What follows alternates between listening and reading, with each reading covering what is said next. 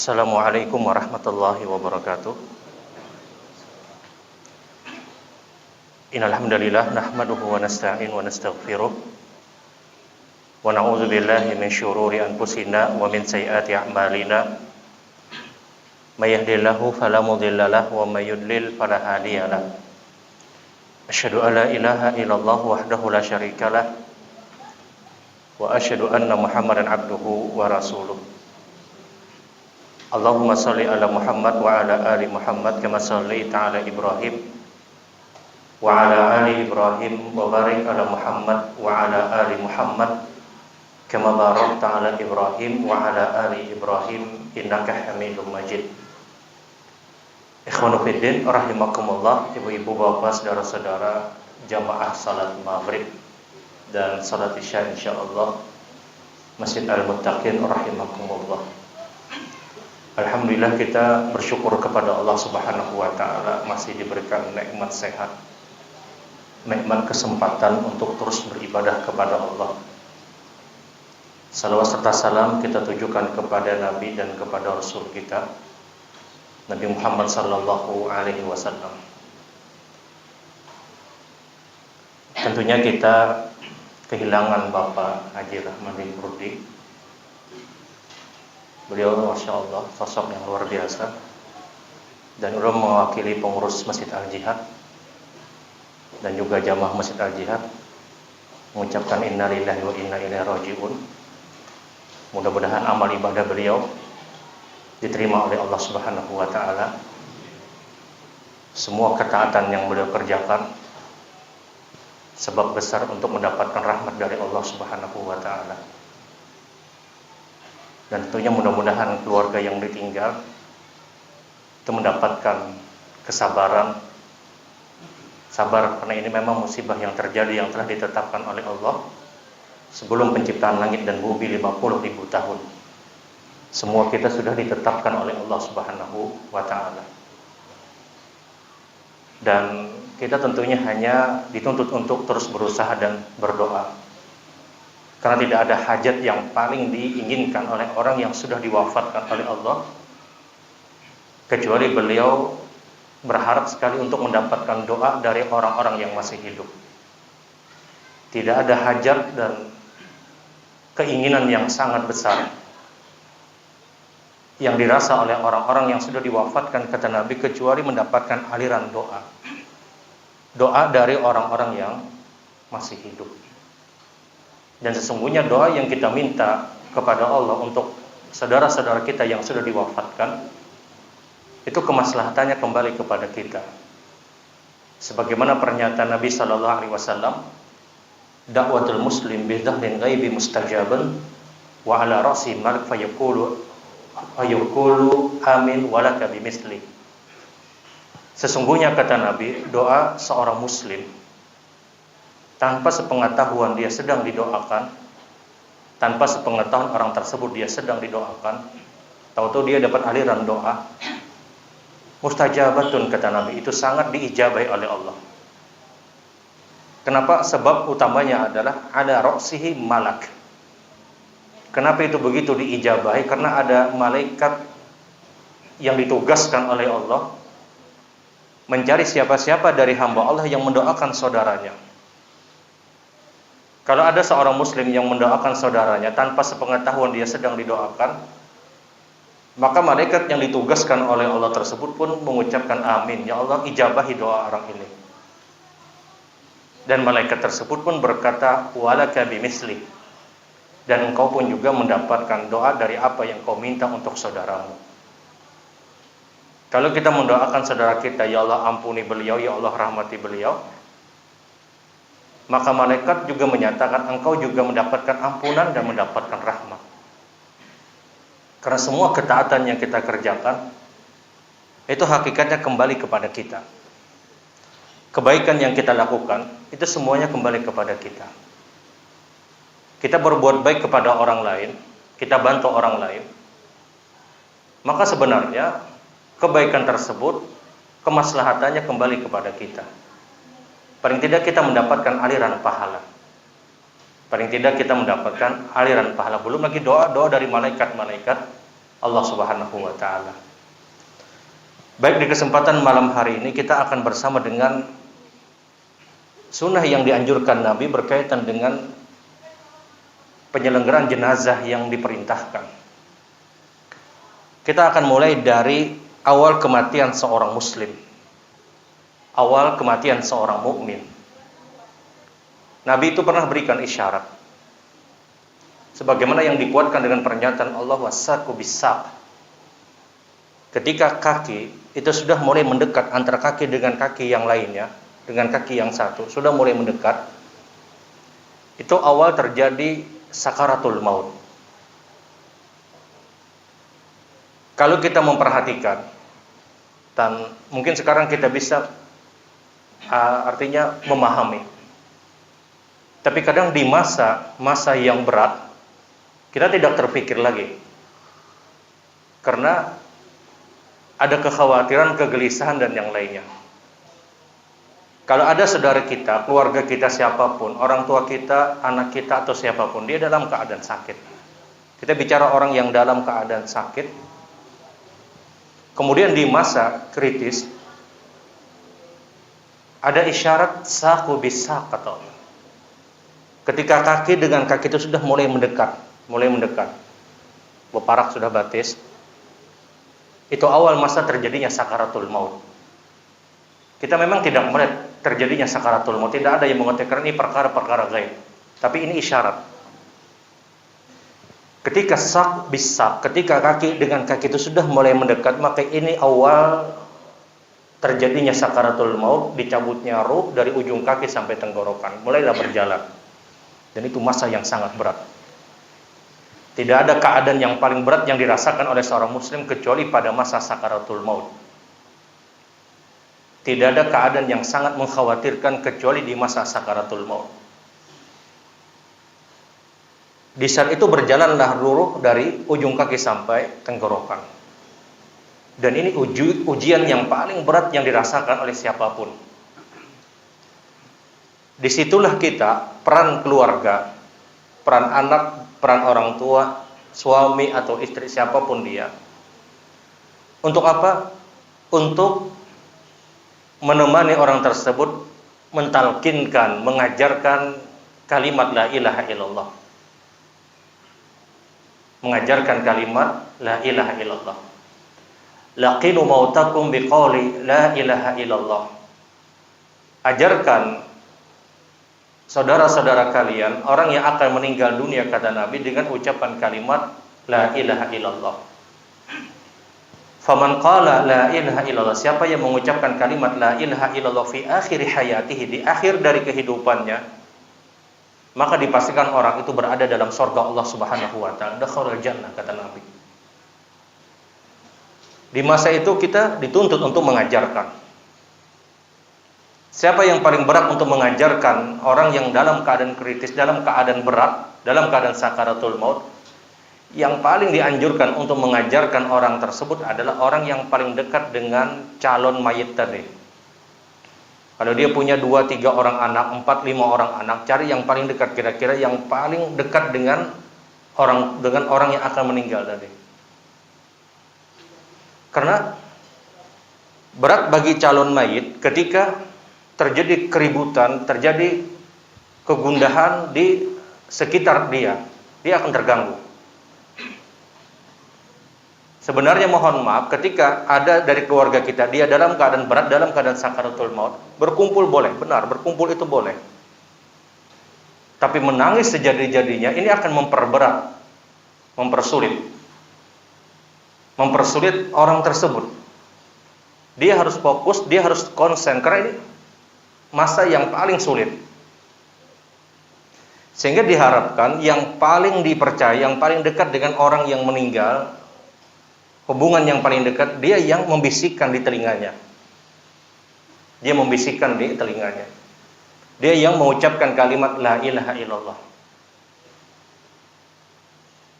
Jadi bukan ustadz, bukan seorang alim dan yang lainnya, yang paling dekat dengan si mayit tadi. Karena ini bicara masalah kepercayaan calon mayit dengan orang yang membisikkan Dan diharapkan tidak ada keributan. Disinilah kita dituntut keluarga untuk mengolah perasaan kita antara kita sebentar lagi kehilangan orang yang paling dekat dengan kita ingin menyelamatkan saudara kita atau keluarga kita tadi. Dia harus olah perasaannya, dia harus selamatkan. Benar dia sebentar lagi kehilangan, tapi dia harus memberikan kalimat-kalimat yang baik agar diucapkan. Kalau tak seandainya dia tidak mampu mengucapkan atau tidak bisa mengucapkan kalimat la ilaha illallah, paling tidak dia mengucapkan kalimat lafaz Allah, paling tidak. Karena keumuman pernyataan Nabi, innamal a'malu bil khawatim. Amal ibadah itu dilihat dari akhirnya, dari endingnya. Akhirnya kayak apa? Closing kehidupannya seperti apa? Akhir dari kehidupannya apa? Kalau akhir dari kehidupannya dia melakukan sebuah ibadah dan itu akhir dari perbuatan dia, maka orang ini berada pada keadaan yang baik. Kalau dia mengucapkan kalimat Allah dan itu akhir dari ucapannya, maka ini isyarat yang sangat baik. Isyarat yang sangat baik. Ketika orang ini sudah diwafatkan oleh Allah Subhanahu wa taala, biasanya kata Nabi sallallahu alaihi wasallam, matanya akan melihat ke atas. Sebagaimana pernyataan Nabi pada saat Abu Salamah itu baru meninggal dunia, Nabi dikabarkan akan wafatnya Abu Salamah. Maka Nabi kemudian datang kepada Abu Salamah yang sudah wafat. Dakhala Rasul sallallahu alaihi wasallam Abu Salamah. Rasulullah masuk ke kamarnya Abu Salamah. Wa syaqqa basaru, ketika itu matanya melihat ke atas, baru meninggal melihat ke atas. Maka Nabi sallallahu alaihi wasallam kemudian memejamkan matanya Abu Salamah. Kemudian beliau bersabda, "Innaru idza qubila tabi'ahul basar." Sesungguhnya kata Nabi, ruh ketika baru dicabut dari jasad seseorang, baru terlepas dari jasad seorang manusia, maka matanya akan melihat kemana ruh tersebut dibawa. Dan ruh itu dibawa ke atas, bawa ke langit. Maka Nabi kemudian memejamkan mata. Di sini kemudian sebagian ulama menyatakan, di saat kita memejamkan mata jenazah mayit tersebut, maka ucapkanlah Bismillah ala millati Rasulillah. Bismillah ala millati Rasulillah. Dengan nama Allah, jenazah inilah pengikut Nabi Muhammad SAW. Apa yang dilakukan setelah itu? Ini kadang sunnah yang terlupakan. Sayang. Yang pertama dilakukan setelah orang tersebut meninggal dunia dan kita tahu dia sudah diwafatkan. Awal pertama yang sangat dianjurkan dan diperintahkan adalah segera langsung mendoakan orang tersebut. Segera langsung mendoakan orang tersebut. Dan itu dilakukan Nabi sallallahu alaihi wasallam ketika Abu Salamah wafat baru meninggal dunia. Nabi langsung mendoakan, Allahumma ighfir lahu, ya Allah ampuni beliau. Allahumma arhamhu, ya Allah rahmati orang ini. Kemudian Nabi juga mendoakan, ya Allah, Allahumma afsah qabro, ya Allah lapangkanlah kuburnya. Warfa darajatahu, dan angkatlah derajatnya. Paling tidak kita mendoakan ampuni ya Allah, rahmati ya Allah. Lapangkan kuburnya, angkat derajatnya. Dengan bahasa kita pun tidak ada masalah. Dan ingat ini sunnah. Ketika itu kita amalkan, malaikat segera mengaminkan kata Nabi sallallahu alaihi wasallam. Disinilah pernyataan Nabi, apapun yang kalian ucapkan dari mayit tersebut, maka wajibat kata Nabi, wajib dia dapatkan. Disinilah kata Nabi sallallahu alaihi wasallam, ketika kita mendoakan orang yang baru meninggal dunia tadi, malaikat itu mengaminkan doa-doa yang kita sampaikan, yang kita minta kepada Allah untuk orang yang baru meninggal. Kualitas doa di saat kita mendoakan keluarga kita yang baru meninggal itu kualitasnya lebih baik kata para ulama daripada kualitas doa pada saat kita menguburkan jenazah. Kenapa? Itu dihadiri oleh malaikat-malaikat Allah. Kita tahu dalam hadis yang cukup panjang, pada saat ruh seorang muslim itu dicabut oleh Allah Subhanahu wa taala, ruh seorang mukmin, maka malaikat itu hadir sejauh mata memandang, dan itu hanya dirasakan oleh orang yang meninggal dunia. Malaikat itu hadir sejauh mata memandang, dan itu sekali lagi hanya dirasakan oleh orang yang akan meninggal dunia. Pada saat ruh itu baru dicabut, kemudian langsung kita doakan, malaikat yang begitu banyak jumlahnya mereka mengaminkan. Nah, disinilah kata para ulama, kualitas doa pada saat kita baru mendapatkan keluarga kita meninggal, kemudian langsung kita doakan, itu kualitasnya lebih baik daripada kita mendoakan pada saat baru dikuburkan. Meskipun semuanya baik, kita bicara kualitas yang mohon maaf ini jarang didapatkan. Kadang sebagian orang ketika sudah diwafatkan, meninggal, keluarganya sudah selesai, dia lupa untuk mendoakan, padahal itu waktu yang terbaik. Sampai Nabi menyatakan wajibat, dia wajib mendapatkan apa yang diucapkan setelah mayit tersebut, orang tersebut baru meninggal dunia. Setelah didoakan, dan ini sunnah dari sunnah-sunnah Nabi SAW, maka segerakan penyelenggaraan jenazah.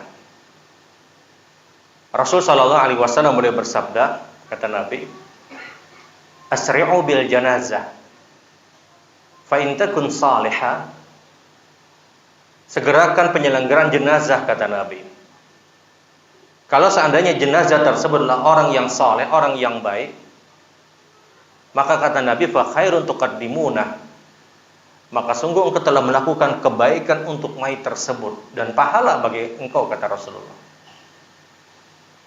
Wa in lam yakun ghaira dzalik wa a'udzu billah, kalau seandainya dia bukan orang yang baik, fasyarrun tad'u an raqabikum, maka sungguh engkau telah melepaskan beban-beban kalian dari pundak-pundak kalian. Maksudnya, kalau jenazah itu adalah orang yang baik, kata Nabi, engkau segerakan penyelenggaranya sampai dikuburkan, dia sangat cepat untuk mendapatkan nikmat nanti di kubur. Dia sangat berharap untuk disegerakan ketika dia orang yang baik. Dia ingin menikmati hasil yang sudah dia lakukan pada kehidupan dunia. Lelahnya sholat dia, laparnya puasanya, sedekah yang dia keluarkan, semua ketaatan yang dia bangun, dia ingin cepat segera untuk mendapatkan hasil dari.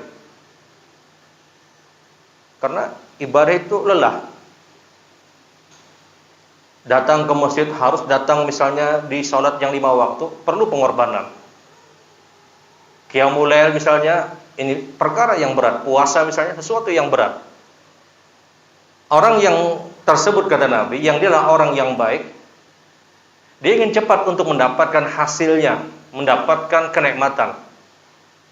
Maka kata Nabi, fa khairun tuqaddimuna, ketika engkau segerakan jenazah tersebut, penyelenggaraannya, engkau telah melakukan kebaikan untuk dia. Engkau telah berikan kebaikan untuk orang tersebut. Namun sebaliknya, kata Nabi, wa a'udzu billah, kalau dia bukan orang yang baik, maka kalian telah melepaskan beban kalian dari pundak-pundak kalian. Kalian telah melepaskan beban kalian dari pundak kalian. Dan menyelenggarakan jenazah, kenapa sangat diperintahkan untuk disegerakan? Sekali lagi ini mengikuti anjuran yang dianjurkan Nabi. Mohon maaf, kita tidak bisa berdalil dengan wafatnya Nabi, kemudian Nabi dikuburkan di hari Rabu, boleh meninggal pada hari Senin. Rasulullah itu dikuburkan kapan? Di hari Rabu. Kenapa sampai molor penguburan Nabi SAW? Karena tidak ada kata sepakat oleh para sahabat radhiyallahu taala anhum untuk siapa yang paling layak untuk menjadi imam pada pelaksanaan salat jenazahnya Nabi SAW. Semua sahabat menginginkan untuk menjadi imam. Jelas sebuah kehormatan berkelas sekali kalau menjadi imam pada pelaksanaan salat jenazah yang dia salatkan adalah Rasul SAW.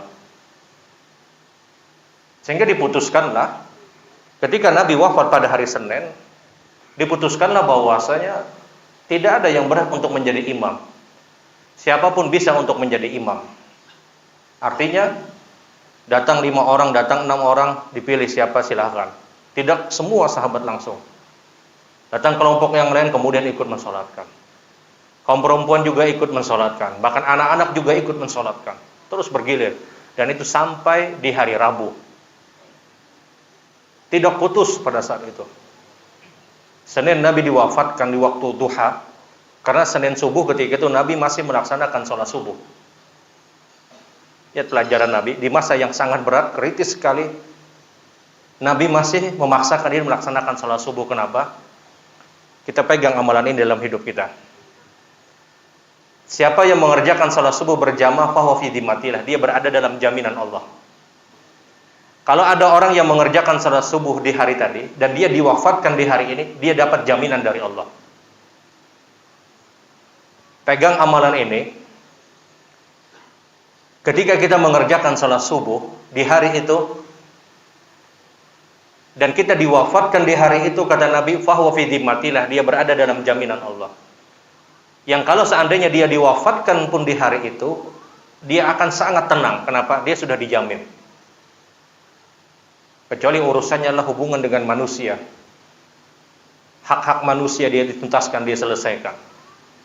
Tapi kalau hubungan dia dengan Allah, dan dialah orang yang mengerjakan sholat subuh, laki-laki tentunya dengan berjamaah, maka fahuwa fi dhimmatillah, dia berada dalam jaminan Allah. Kalau dia wafat di hari itu pun dia aman. Dia berada di level aman. Bagaimana seorang perempuan, bukankah mereka bukan orang yang diwajibkan mengerjakan ibadah sholat subuh dengan cara berjamaah? Benar. Caranya untuk mendapatkan keutamaan tersebut, kalau perempuan mengerjakan sholat subuhnya di rumah, paling tidak dia bangun pada saat adzan subuh itu sudah dikumandangkan. Dia bangun pada saat masuknya sholat subuh. Adzan subuh dikumandangkan, seorang perempuan misalnya, dia kerjakan qabliyah subuh 2 rakaat, kemudian dia kerjakan sholat subuh. Kalau dia diwafatkan di hari itu, dia berada dalam jaminan Allah. Seorang laki-laki diharapkan dia pergi ke masjid. Makanya ini sebab kata para ulama, kenapa seorang nabi ditakdirkan dan dibikin skenario oleh Allah Subhanahu wa taala untuk tetap melaksanakan salat subuh di hari meninggalnya beliau. Pertama apa? Untuk memberikan pesan yang sangat kuat kepada umat, kepada kita. Kalau kita wafat di hari tersebut dan kita adalah orang yang mengerjakan salat subuh, kita dapat jaminan. Padahal semua orang pasti memaklumi, siapapun pasti memaklumi, Nabi sakitnya luar biasa.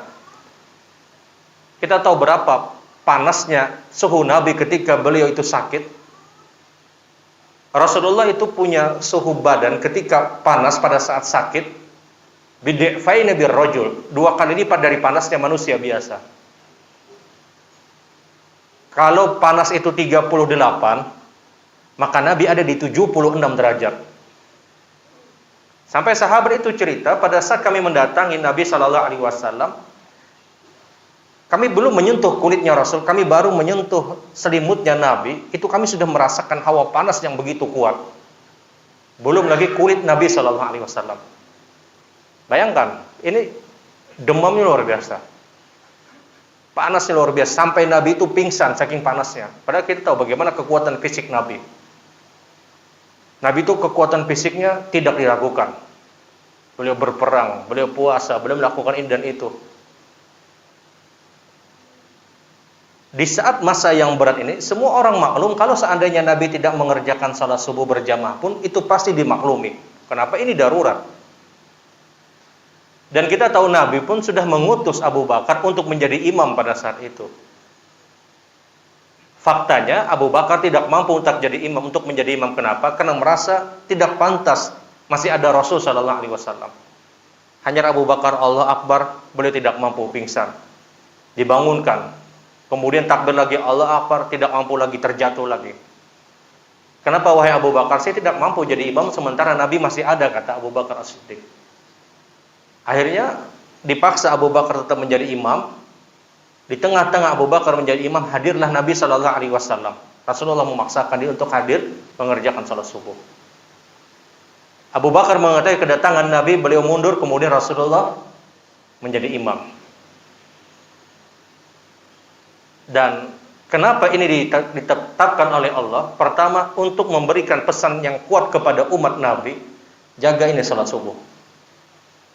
Yang kedua, Nabi ditetapkan menjadi imam pada saat itu agar tidak ada fitnah setelah itu bahwasanya Nabi pernah dipimpin oleh sahabatnya di dalam sebuah kebaikan. Maka Nabi tetap menjadi imam ketika itu. Dan pada saat itu Nabi sholatnya dalam keadaan duduk, beliau tidak mampu lagi. Maka para sahabat juga mengikuti duduknya Nabi Shallallahu Alaihi Wasallam. Rasulullah sholat jadi imam duduk, dan sahabat mengatakan Nabi duduk, mereka pun shallu qu'uda, sahabat pun duduk juga, semua sahabat duduk, karena mengikuti gerakan imam, mengikuti duduknya Nabi Shallallahu Alaihi Wasallam. Nah, ikhwanu fillah rahimakumullah, ini salat subuh yang benar-benar harus dijaga, dan itu dicontohkan Nabi. Jadi Nabi wafat pada hari Senin di waktu duha. Hari Rabu baru dikuburkan. Kenapa? Sekali lagi banyaknya yang melaksanakan salat jenazah untuk Nabi Shallallahu Alaihi Wasallam. Dan ingat, tidak ada satupun yang melakukan salat ghaib pada saat itu. Tidak ada yang mengerjakan salat ghaib. Ini dalil kuat. Tidak disyariatkan salat ghaib ketika sudah ada yang mensolatkan. Tidak disyariatkan untuk melaksanakan salat ghaib ketika sudah ada yang mensolatkan. Kapan salat ghaib itu disyariatkan? Kalau tidak ada yang mensolatkan. Pada saat orang meninggal dunia di satu tempat dan tidak ada yang mensolatkan, seperti yang terjadi pada Raja Najasyi di Habasyah di Ethiopia, yang pada saat itu beliau meninggal dunia dan sampai kabar berita ke Madinah, maka Nabi kemudian melaksanakan salat ghaib untuk Najasyi. Kenapa? Karena tidak ada yang mensolatkan. Tapi kalau sudah ada yang mensolatkan, maka tidak berlaku salat ghaib. Rasulullah meninggal, tidak ada sahabat yang di kota Mekah untuk melaksanakan salat ghaib. Abu Bakar meninggal dunia, Umar ibn Khattab tidak pernah bikin pengumuman untuk mengerjakan salat ghaib di tempat-tempat yang lain, di daerah Syam misalnya. Salat ghaib tidak disyariatkan pada saat sudah ada yang mensolatkan. Kelaziman kita hanya mendoakan,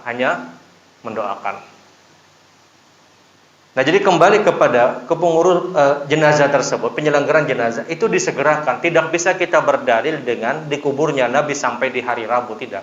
Itu uzur yang syar'i dan itu khusus untuk diri Nabi Shallallahu Alaihi Wasallam. Karena masing-masing sahabat ingin mensolatkan, sehingga bergilir sampai 2 hari bergilir, tidak putus. Dan ketika saudara kita meninggal dunia, tentunya yang pertama adalah dia dimandikan. Awal tentunya dimandikan. Yang berhak memandikan adalah orang-orang yang mengerti cara bagaimana memandikan. Apakah keluarga boleh hadir? Silahkan, hanya sekedar untuk melihat. Tapi tidak boleh ketika, mohon maaf, berlainan jenis dalam artian yang meninggal laki-laki, kemudian yang perempuan ikut melihat. Yang boleh adalah ketika istri meninggal, maka suami boleh untuk hadir, boleh. Begitupun juga sebaliknya. Tapi kalau anak-anak, maka itu terlarang. Yang meninggal abahnya, yang anak perempuan apakah boleh ikut hadir? Tidak diperkenankan. Yang meninggal ibunya, apakah anak laki-laki boleh melihat? Tidak diperkenankan. Kenapa? Akan terlihat aurat besar. Karena hukum aurat bagi seseorang itu berlaku sampai dia meninggal dunia. Secara umum. Jadi anak-anak yang perempuan apakah boleh melihat orang tuanya yang laki-laki meninggal? Pada saat dimandikan itu terlarang, dan ini pendapat yang lebih kuat. Intinya nang bebinian aja nang mengurus, nang lelakian, tim nang lelakian aja nang memandiakan. Tapi kalau suami istri itu hukumnya boleh, sebagaimana mohon maaf dalam kehidupan dunia pun itu hukumnya boleh. Nah, setelah dimandikan kita tahu segera dia kafani, dan bukan sebuah keharusan memang harus menggunakan kain warna putih, tidak. Tapi ini perkara yang dianjurkan, bukan sebuah kewajiban. Selesai, maka segera dia sholatkan. Pada saat disolatkan, kita punya kebiasaan yang sangat baik, dan itu terjadi di zaman Nabi Shallallahu Alaihi Wasallam. Untuk apa? Untuk menyampaikan permohonan maaf, kemudian berkaitan dengan masalah hutang. Apakah ini disyariatkan? Itu terjadi di zaman Nabi. Ada sahabat yang akan disolatkan Nabi, kemudian diketahui dia punya hutang, maka Nabi enggan untuk mensolatkan, sampai ada jaminan dari seorang Abu Qatadah untuk menjamin orang tersebut, maka barulah Rasulullah mensolatkan. Nah, di sini diambil pelajaran bahwasanya ketika disampaikan pengumuman untuk berkaitan khususnya masalah hutang, disampaikan kepada seluruh jamaah, ada jaminan dari keluarganya, maka solatkan sebagaimana yang terjadi di zaman Nabi. Dia solatkan. Dan yang paling berhak untuk menjadi imam adalah kalau seorang jenazah tersebut dia pernah memberikan wasiat, maka siapa yang diberi wasiat dia yang paling berhak untuk menjadi imam. Misalnya fulan pernah berwasiat, kalau aku meninggal, nah fulan jadi imam. Maka dialah yang paling berhak, sebagaimana yang terjadi pada Aisyah radhiyallahu taala anha. Aisyah itu pernah berwasiat, yang menjadi imam adalah Abu Hurairah, maka Abu Hurairah yang jadi imam. Padahal di situ ada Abdullah ibnu Mas'ud, ada Ubay bin Ka'ab, imam-imam yang biasa dipakai Nabi sallallahu alaihi wasallam. Tapi berhubung wasiat Aisyah itu jatuh kepada seorang Abu Hurairah, maka Abu Hurairah yang menjadi imam. Kita tahu Abu Hurairah dengan Aisyah itu tidak ada kekerabatan, tidak ada kekeluargaan. Jadi siapa yang pernah diberikan wasiat, dia yang paling berhak untuk jadi imam.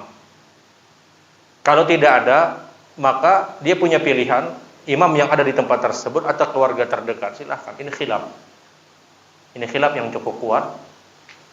Tapi kalau salat jenazahnya itu dilakukan di rumah, bukan di masjid, maka yang paling berhak untuk menjadi imam, kalau tidak ada wasiat, adalah keluarga terdekat. Anaknya misalnya, atau saudaranya. Kalau salat jenazah terjadi di rumah.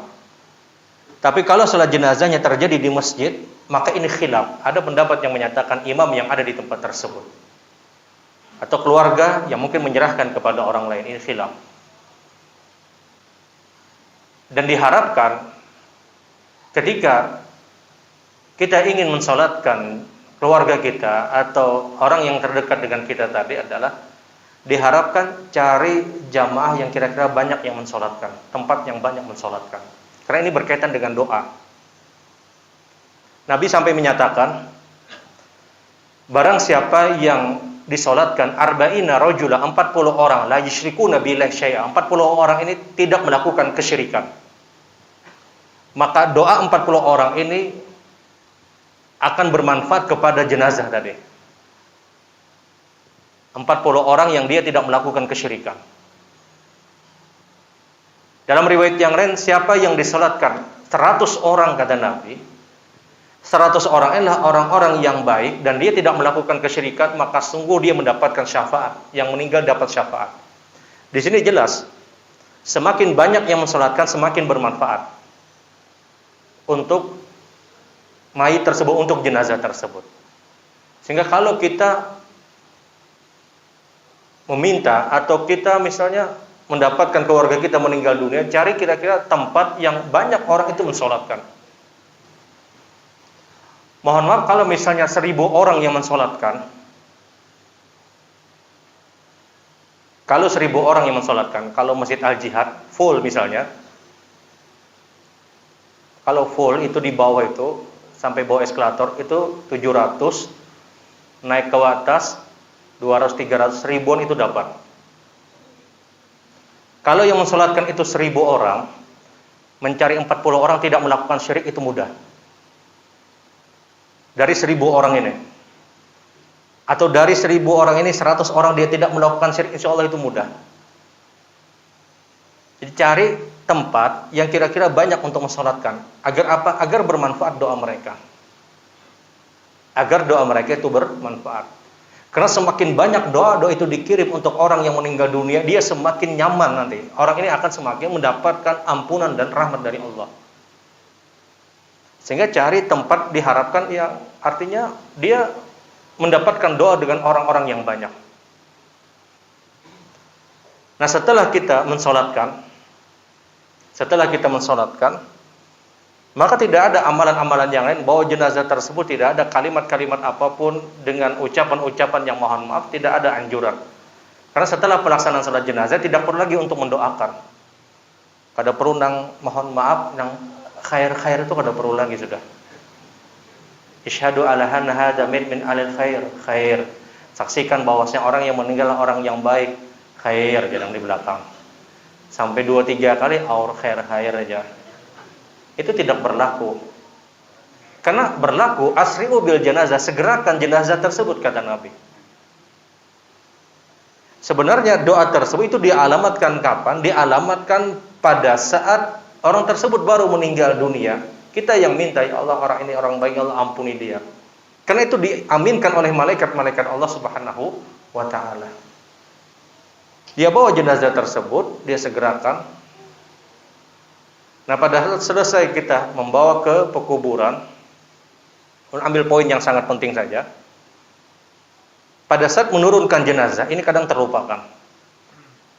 Pada saat menurunkan jenazah, maka ucapkan bismillah ala millati Rasulillah. Jenazah dah turun, ucapkan bismillah ala millati Rasulillah.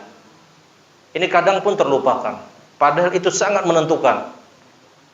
Pada saat dia melepas jenazah tersebut, ucapkan bismillah ala millati Rasulillah, dan itu dipraktekkan oleh Rasul dan para sahabat. Dengan nama Allah, jenazah ini adalah orang yang mengikuti Rasul sallallahu alaihi wasallam. Setelah dia turunkan, kemudian tentunya dikubur, ditutup, kemudian dia mendoakan. Dia doakan dengan doa paling tidak, ya Allah ampuni orang ini, ya Allah rahmati dia. Atau ya Allah, Allahumma tsabit qaulu biqauli la ilaha illallah. Ya Allah, tetapkan orang ini dengan ucapan kalimat la ilaha illallah. Karena 7 langkah setelah itu, orang ini langsung ditanya dengan malaikat-malaikat Allah. Cuman kita tidak tahu, jangan menghitung 7 langkah nang siapa. 1, 2, 3, nah 7 sudah aja. Ada jonong begana-gana dikubur supaya kada ditakuni aja. Ya ini masalah-masalah gaib. Jadi sekali lagi ini beberapa poin berkaitan dengan penguburan dan penyelenggaraan jenazah. Mudah-mudahan bermanfaat, dan sekali lagi mudah-mudahan Bapak Haji Rahmadi Kuri mendapatkan rahmat dari Allah Subhanahu wa taala. Subhanakallahumma wa bihamdika asyhadu an la ilaha illa anta astaghfiruka wa atubu ilaik. Assalamualaikum warahmatullahi wabarakatuh.